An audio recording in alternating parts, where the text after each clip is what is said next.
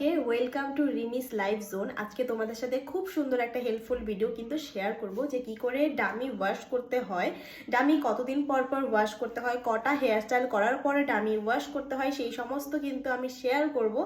আর ডামিটা কিভাবে step by step আমরা wash করব, একদম আগের মতনই হয়ে যাবে হেয়ারটা। তো চলো দেখে নিই।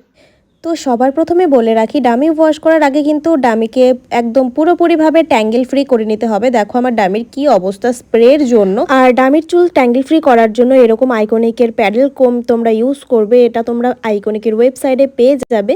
ট্যাঙ্গেল ফ্রি করার পর এখানে আমি সানসিল্কের শ্যাম্পু নিয়েছি কতগুলো, আর হচ্ছে সানসিল্কের কন্ডিশনার নিয়েছি।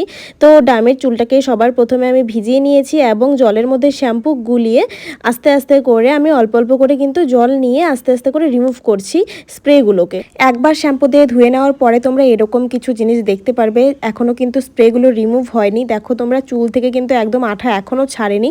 তো এখনই কিন্তু আমাদের ধোয়া এখনও কমপ্লিট হয়নি। আবার আমাদের শ্যাম্পু করতে হবে খুব ভালোভাবে।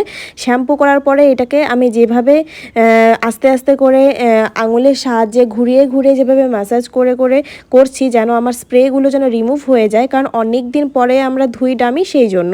তো ভালোভাবে জল দিয়ে ডামিটাকে ধুয়ে নেওয়ার পরে এখানে আমি ইউজ করছি সানসিল্কের কন্ডিশনার। পুরো হেয়ারে খুব ভালোভাবে কন্ডিশনার ইউজ করতে হবে। কন্ডিশনার লাগিয়ে রাখার পরে কিন্তু অন্তত 15 থেকে 30 মিনিট ডামিটাকে এইভাবেই রেখে দিতে হবে।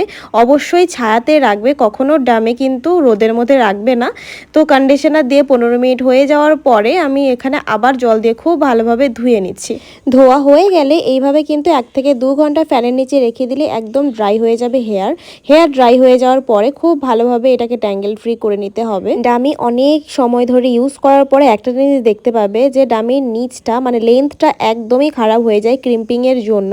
তো তাই জন্য আমাদের কিন্তু ডামিটাকে আফটার ওয়াশ খুব ভালোভাবে কিন্তু সেকশন ওয়াইজ করে ক্রিম্পিং দিয়েই, আমরা যে ক্রিম্পিং দিয়ে ক্রিম্পিং করি আইকনিকের মাইক্রো ক্রিম্পার, সেটা দিয়েই আমি হচ্ছে লো হিটে কিন্তু আমি স্ট্রেট করে নিচ্ছি। স্ট্রেট করার পরে দেখতে পাচ্ছ তোমরা চুলটা আগের মতনই কিন্তু হয়ে যাচ্ছে, আগের সেই ফ্রিজি ভাবটা কিন্তু থাকবে। তো আফটার ওয়াশের পরে তোমরা ফাইনাল রেজাল্ট দেখতেই পারছো যে কেমন হয়েছে, আগের মতনই হয়ে গেছে।